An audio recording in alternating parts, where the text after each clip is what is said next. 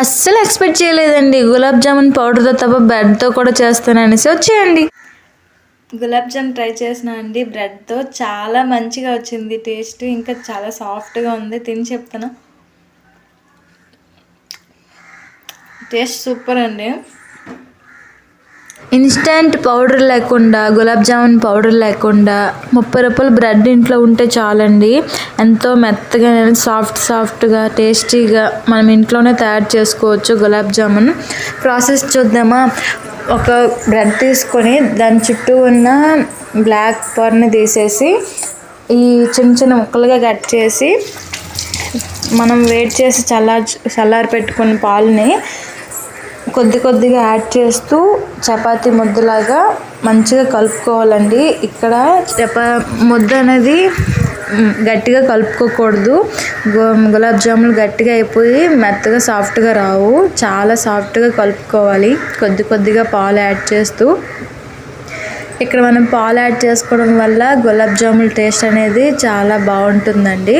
అలా సాఫ్ట్గా కలుపుకొని ఒక 2 నిమిషాలు రెస్ట్ ఉంచేయాలండి. దానికి ఒక 5 నిమిషాలు పక్కన పెట్టేయాలి.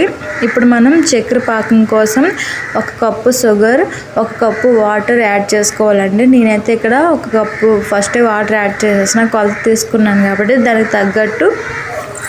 ఇక్కడ చక్కెర పాకం ముద్ర పాకం అవసరం లేదండి. కొద్దిగా అది షుగర్ సిరప్ కరిగినాక మనం చేతి ఇట్లా ముడితే అంటుకున్నట్లు వస్తే చాలండి. పక్కన పెట్టుకుంటాం కదండి. ఈ షుగర్ సిరప్లో కొద్దిగా మనం ఇలాచీ దంచుకొని వేసుకుంటే ఆ ఫ్లేవర్తో మనకి చాలా బాగుంటుంది. షుగర్ సిరప్ మనం షుగర్ పాకం ఏం తీయాల్సిన లేదని చెప్పాను కదా. మంచిగా బాయిల్ అయినాక పక్కన పెట్టేయచ్చండి. ఇప్పుడు మనం ముద్దను కలిపి పెట్టుకున్నాం కదా, చేతికి కొద్దిగా నెయ్యి అప్లై చేసుకుని చిన్న బాల్స్గా మెత్తగా సాఫ్ట్గా చుట్టుకుంటే క్రాక్స్ లేకుండా చుట్టుకొని పక్కన పెట్టుకోవాలండి. ఒక పక్కన మనం ఆయిల్ హీట్ చేసుకోవాలి.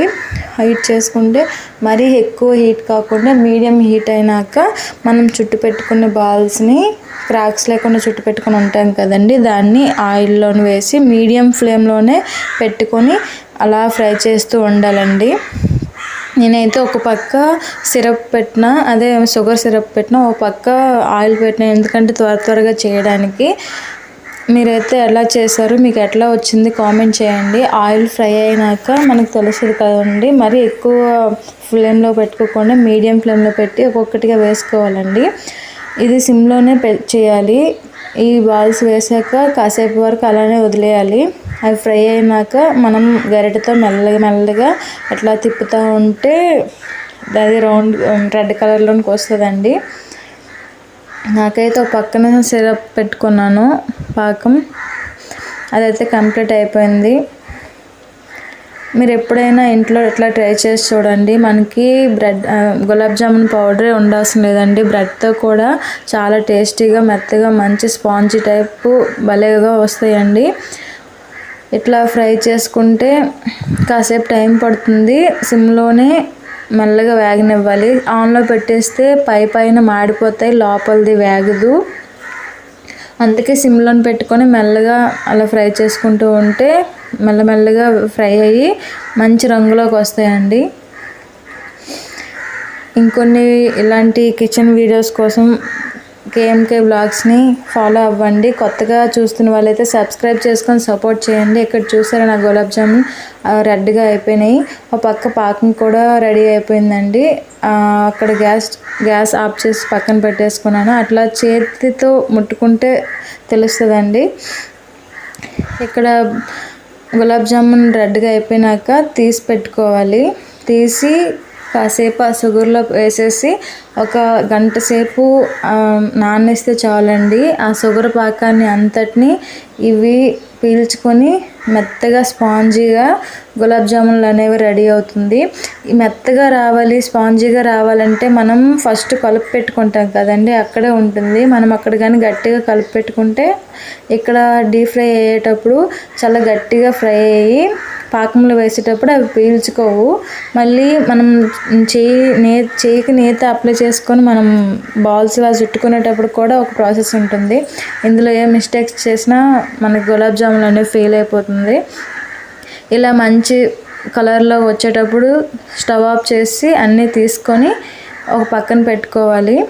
దాన్ని మన షుగర్ సిరప్ ఉంటుంది కదండి, దాంట్లోకి యాడ్ చేయాలి. షుగర్ సిరప్లో యాడ్ చేసేసి మూత పెట్టేసి ఒక గంట సేపు దానికైతే రెస్ట్ ఇవ్వాలండి. చూసారా నాకైతే ఎంత మంచిగా వచ్చాయో. యాడ్ చేసి నేనైతే రెస్ట్ ఇస్తున్నా. ఒక గంట సేపు ఇస్తే మంచిగా షుగర్ని పీల్చుకొని సాఫ్ట్ జ్యూసీగా రెడీ అయిపోతుంది. మీరు ఇంట్లో ఎప్పుడైనా గులాబ్ జామున్ ట్రై చేశారో కామెంట్ చేయండి. చూసారా ఎంత సాఫ్ట్గా గ్రేవీగా మెత్తగా ఎంత మంచిగా రెడీ అయిపోయినాయో. ఇంకొక వీడియోతో మళ్ళీ కలుద్దాం. కామెంట్ చేయండి, ఎలాంటి వీడియోస్ కావాలో కామెంట్ చేయండి. ఛానల్ని సబ్స్క్రైబ్ చేసుకొని సపోర్ట్ చేయండి, ఫాలో చేయండి. బాయ్ అండి. Thank you for watching.